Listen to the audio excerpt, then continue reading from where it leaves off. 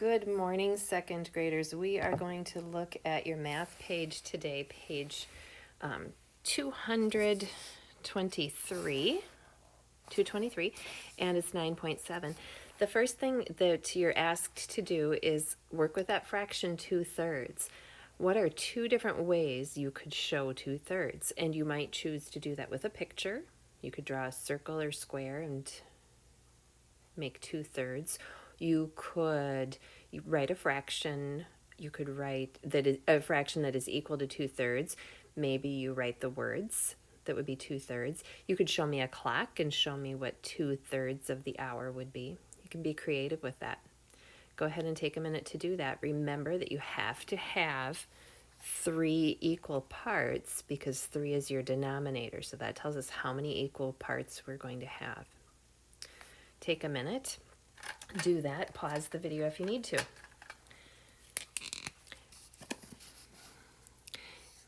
Now I'm going to get started on mine. For my 2/3, I'm going to draw a rectangle. We're going to pretend that that's perfectly even. And I'm going to make 3 equal parts as best as I can. And we're not getting graded on our artistic ability. No judging of each other. And if I wanted to show 2/3, I could show 2/3. Maybe I draw a circle.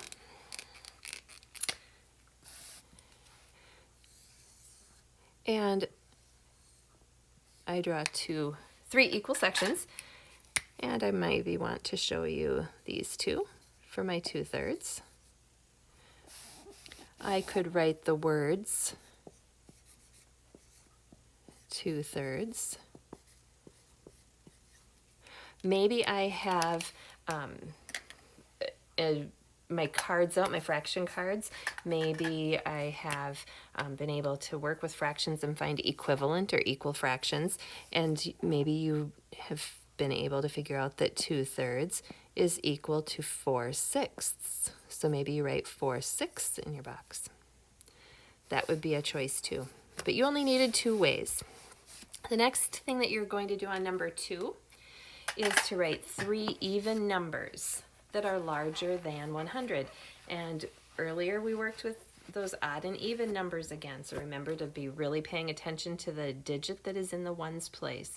If the digit in the ones place is even, the whole number is even.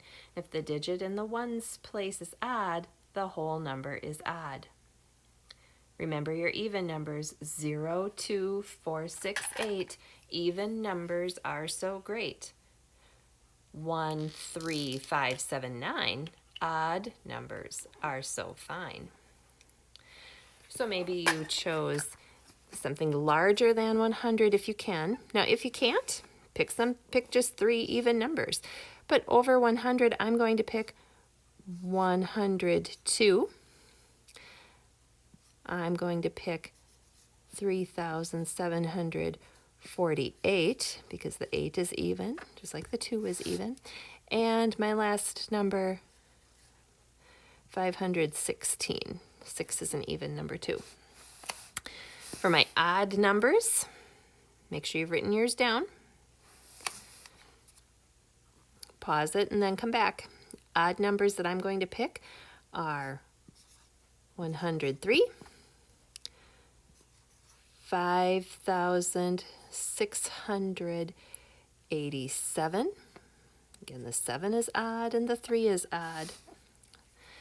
And my third number is going to be, let's say 215.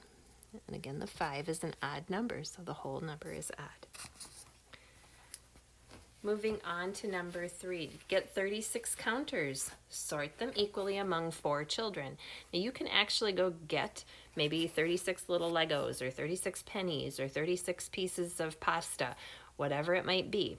Count out 36. Be sure you have 36 because if you have 37 or 35, the problem isn't going to work out for you. So double check your counting and then sort them equally between 4 children. So maybe you put them out on if you do a towel or something, they won't roll away from you, but put them out so you can sort them and sort them between 4 children.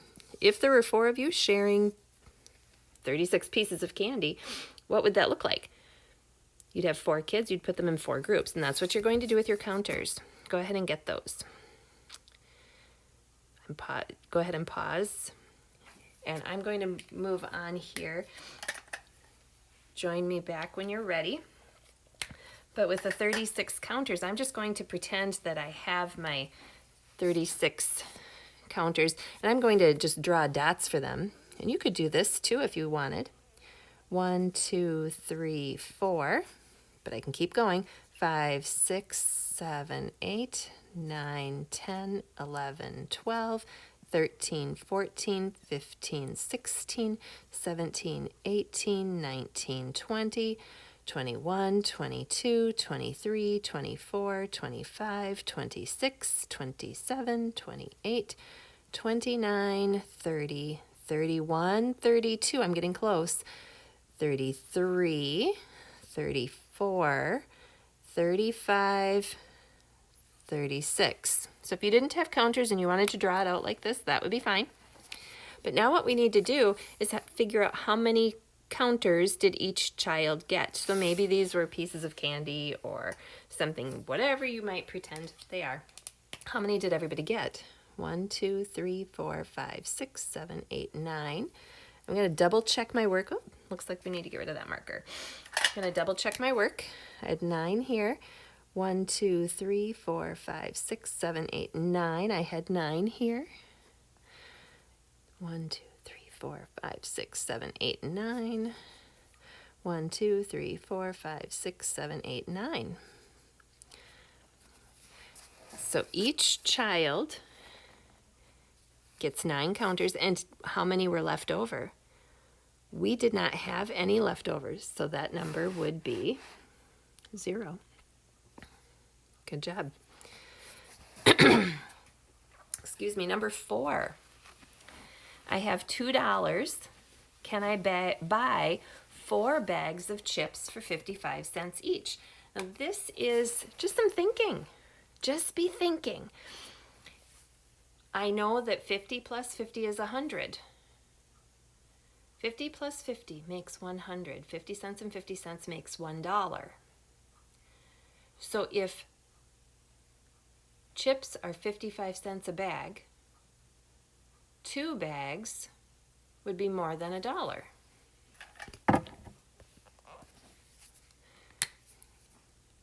$55 plus 55, that's going to be more than $1. And if I had another 55 and another 55, that would be more than $1. So if it's more than $1 already, and this is more than, or we could say greater than $1, my total is going to certainly be more than $2. Oops. More than $2. So could I buy 4 bags? Here are my 4 bags. 1, 2, 3, 4. Could I afford it if they're 55 cents each? No, I can't. If they were only 50 cents each, then I could. Let's look at that. 50 cents plus 50 cents, 50 cents, and 50 cents. We could afford that. That would be exactly $2.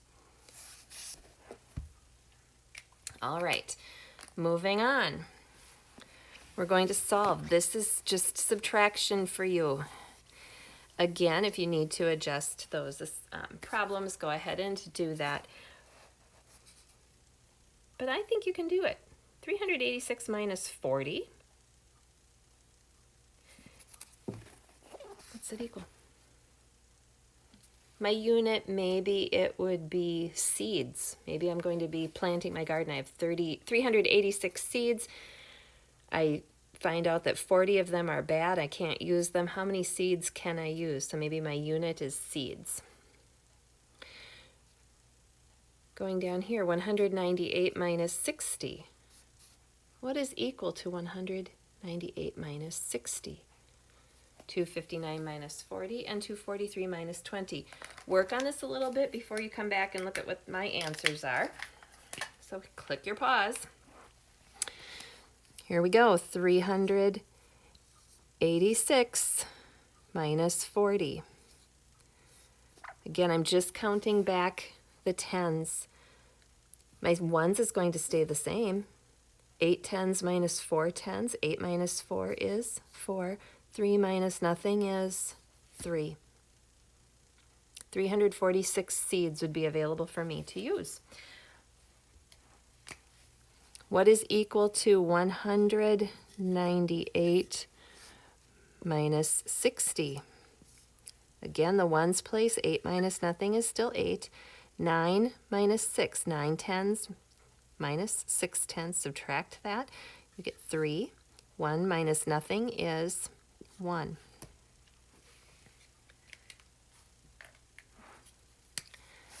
$259 minus 40.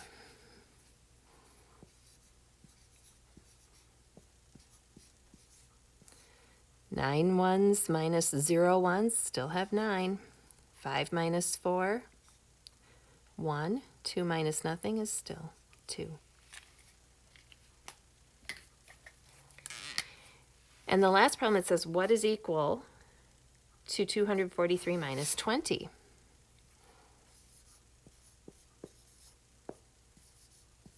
Now, lots of you can probably just look at that now and just look in the tens place. You're going to take off 2 tens, and you can maybe do that in your head. In my head, I say it's going to be 223. Let's work it out. 3 minus 0 is 3. 4 minus 2 is 2. 2 minus nothing is 2. 223. And the last math box for today looks like one we did earlier. It says in 43,692, the value of 4 is the value of 3, 6, 9, and 2. And if you remember a couple pages ago, on page 220, we had this one. How much are they worth? What are the values? So this problem is going to look a lot like that one on 220.